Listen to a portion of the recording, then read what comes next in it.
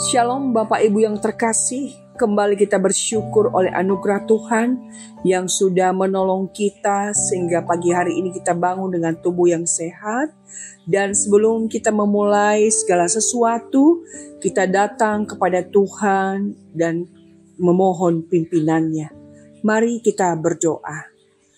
Bapa, terima kasih karena anugerah-Mu yang luar biasa memberikan kepada kami hari yang baru pagi ini. Dan sebelum kami memulai segala sesuatu dalam aktivitas kami, kembali kami datang kepadamu ya Tuhan. Kami ingin merenungkan sejenak kebenaran firman-Mu. Kami mohon Bapa, kiranya Engkau berbicara kepada kami, agar hidup kami terus diubahkan dan dibawa untuk mendekat kepada Tuhan. Demi nama Yesus, kami sudah bersyukur dan berdoa. Amin. Pagi hari ini saya mengajak kita untuk membaca di dalam Yakobus pasal 5 ayat 16b. Yakobus pasal 5 ayat 16b. Demikianlah firman Tuhan. Doa orang yang benar bila dengan yakin didoakan, sangat besar kuasanya. Demikian jauh pembacaan firman Tuhan. Yang terkasih, pada pagi hari ini kembali kita diingatkan akan pentingnya doa. Ya, kalau kita melihat ada banyak tokoh-tokoh di dalam Alkitab yang mengalami Allah ketika mereka berdoa.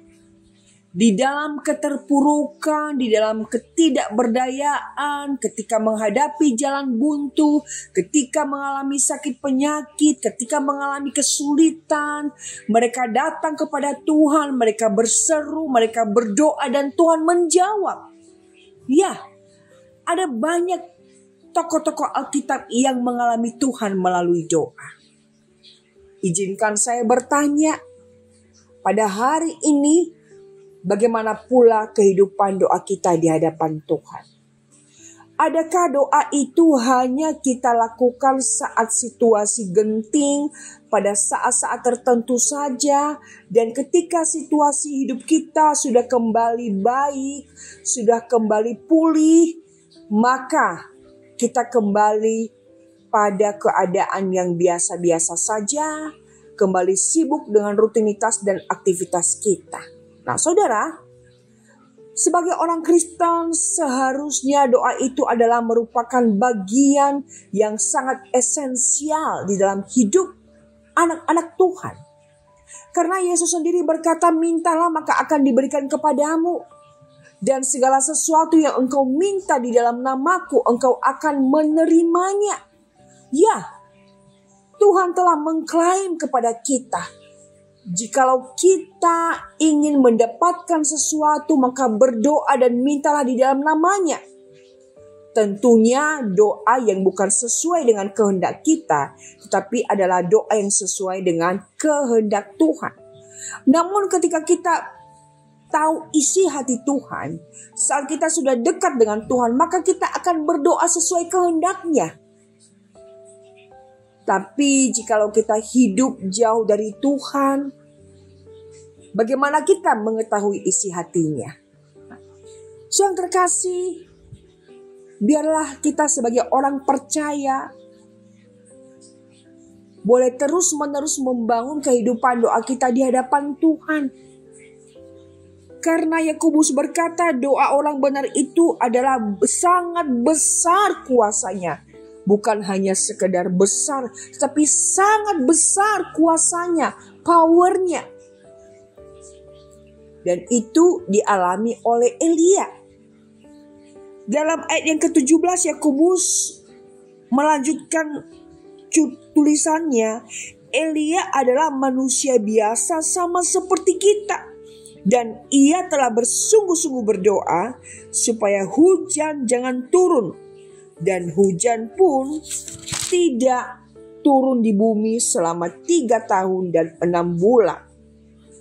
Lalu ia berdoa pula dan langit menurunkan hujan dan bumi pun mengeluarkan buahnya. Luar biasa.